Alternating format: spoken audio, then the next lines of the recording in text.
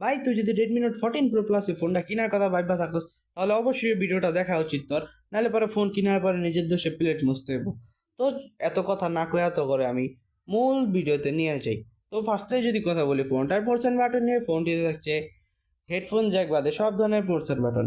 এবং এবার যদি কথা বলি ফোনটার ডিসপ্লে নিয়ে, ফোনটার ডিসপ্লেতে থাকছে 6.67 ইঞ্চের একটি অ্যামোলেড প্যানেল এবং ডিসপ্লেতে থাকছে HDR10+ support, 120 Hz refresh rate, 3000 nits pick brightness এবং গরিলা গ্লাস ভিক্টাস 2 এর সাপোর্ট, যা কিনা ফোনটা একটা ভালো দিক।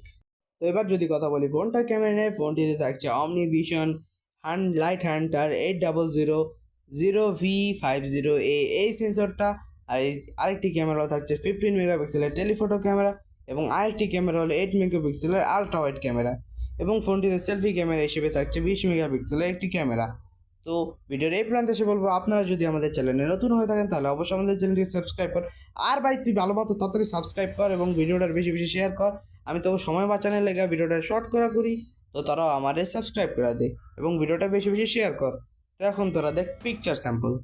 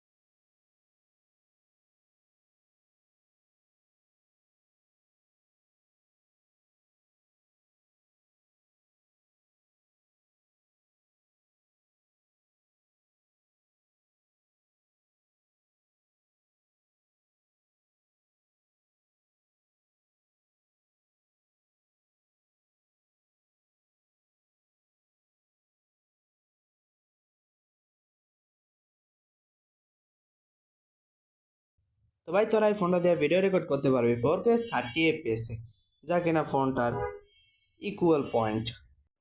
আর ভাই ভিডিও করার সময় বেশি গুতাগুতি করলে রেজুলেশন লো হয়ে যাবো। দেখা ভিডিও করার সময় বেশি গুতাগুতি করিস না, জুম আউট জুম ইন করিস না, ওকে? তো এই ফোনটাতে প্রসেসর হিসেবে থাকতেছে Qualcomm Snapdragon ASM7635 এই প্রসেসরটা। তো এই ফোনটা হালকা পাতলা হিট হয়, আমার একটা হিট হয় না। আর এই ফোনটা দিয়ে গেমিং করা যায় ভালো মতো, কিন্তু ফার্স্টের 20 মিনিট, তারপর আস্তে আস্তে ফোনটার ফ্রেম রেট নামতে থাকে, পারফরমেন্স ড্রপ করতে থাকে, কিন্তু ফোনটা হিট হয় না। এটা ফোনটা একটা ভালো দিক। এই ফোনটিতে থাকছে 6200 mAh এর মতো একটি বড় ব্যাটারি এবং বক্সে থাকছে 90 ওয়াটের ফাস্ট চার্জার, যা দিয়ে আপনারা খুবই তাড়াতাড়ি ফোনটিকে চার্জ করে ফেলতে পারবেন।